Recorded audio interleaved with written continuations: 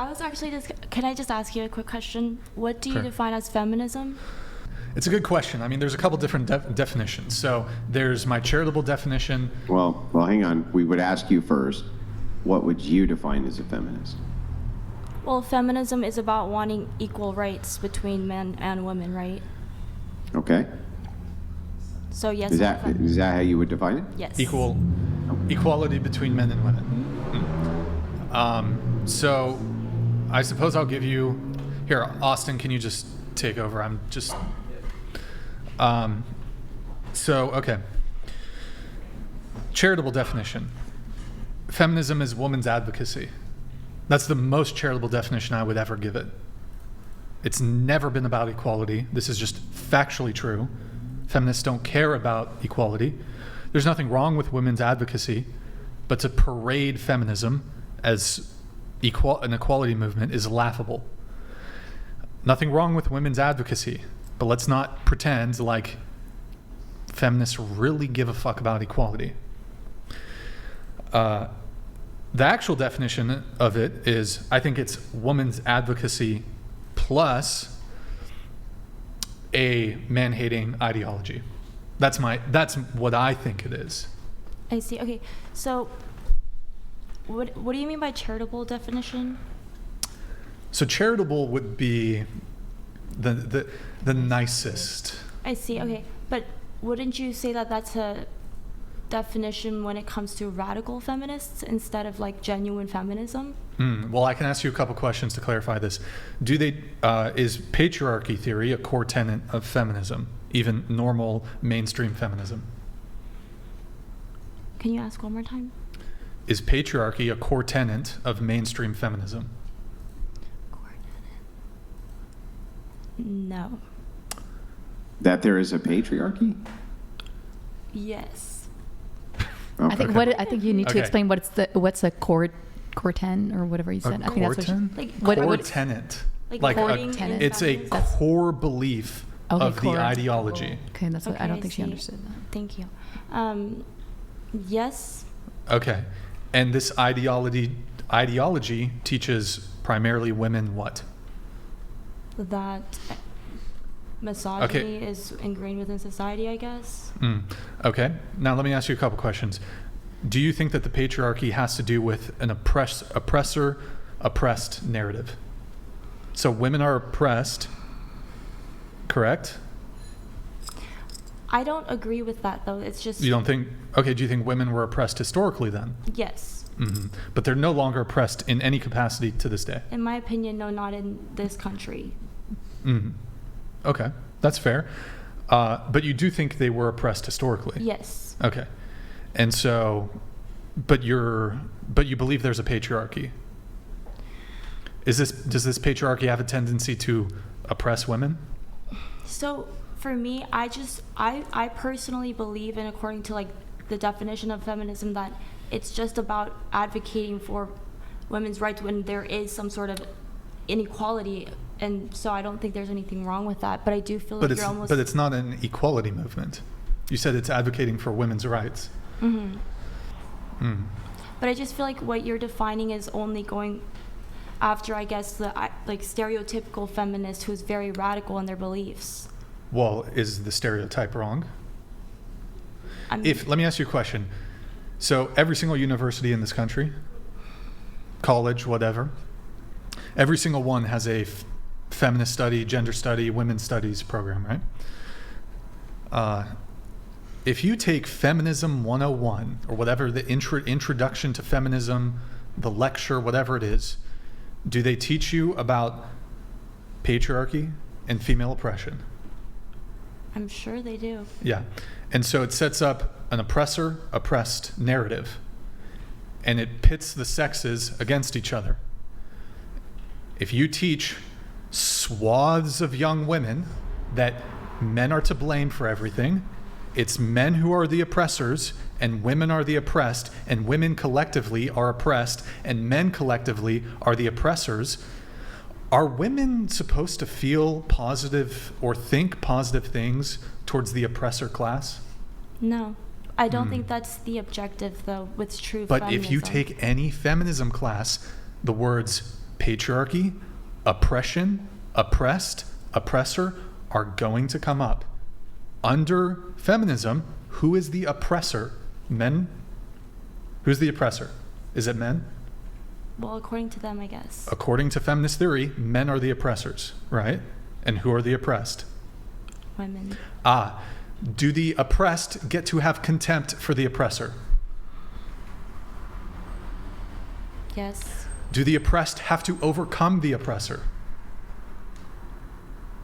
Do the oppressed have to defeat or in some way I think defeat's fine. defeat or tear down the oppressor? So this is a narrative that is taught to vast swaths of women, and it teaches women to hate men and have contempt for men and view men as having historically put on some sort of injury onto women. Women have a historical and even current day grievance, a significant grievance, women as a group towards men as a group. So I think that this would teach women to either have bias, on the low end, bias or bigotry against men, or on perhaps the more extreme end, have contempt or hatred towards men. So that's my sense of what feminism is.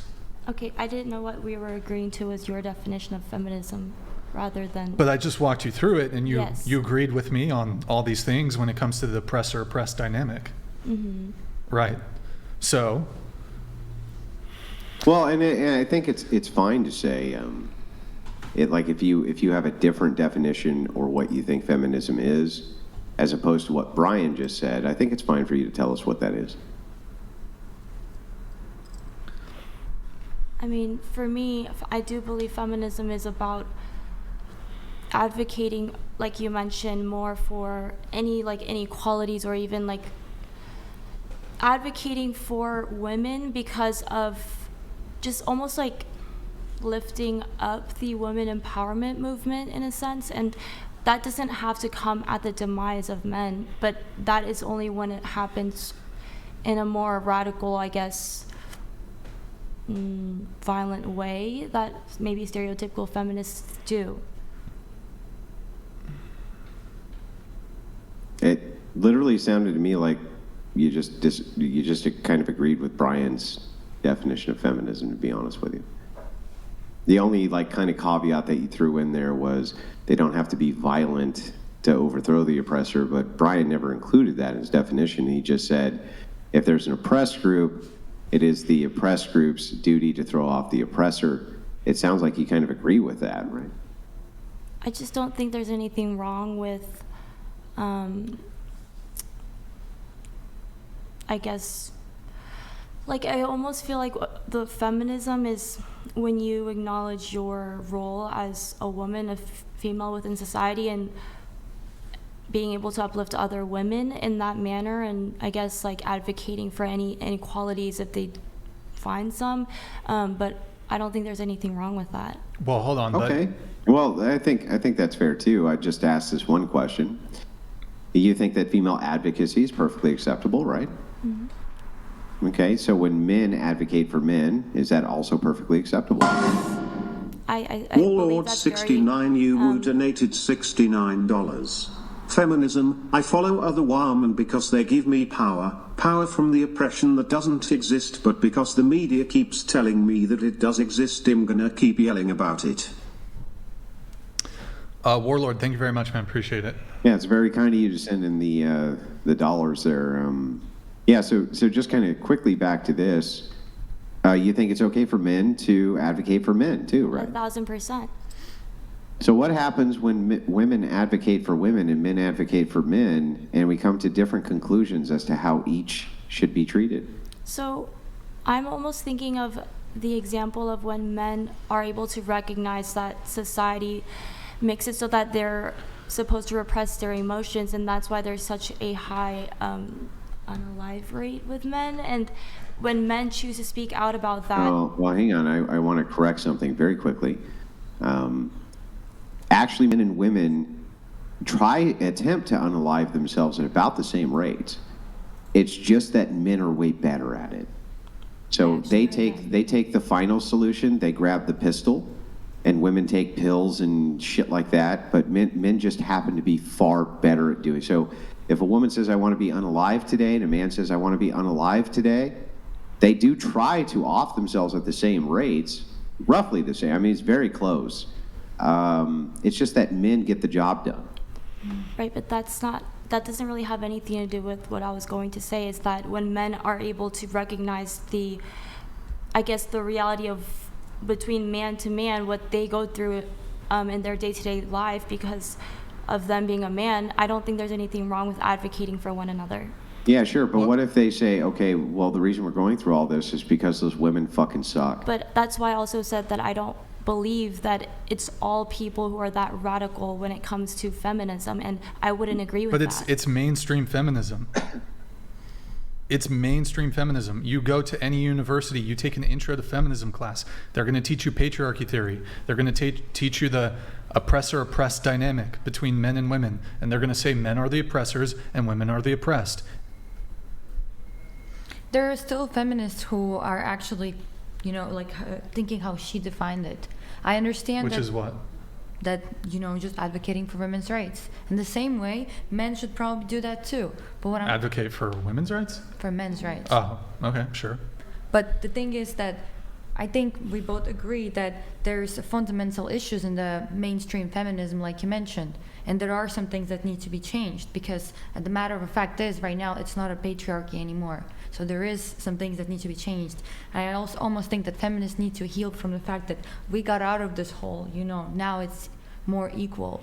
So It's the most equal it's ever been. Exactly. So there are some issues, but as an idea of equality, that's what you meant. Like, that's why I support. Well, I mean, feminism. my pushback there, just one little nitpick, is when feminists say feminism's about equality, and I say the most charitable definition is it's a women's advocacy movement. If there's a form of equality where women don't stand to benefit or it comes to women's detriment, but it's equality, feminists won't fight for it. Women won't fight for it. So feminism's not an equality movement. And this is just, the perfect example is just forced military conscription. We've had over 100 years of women being able to vote.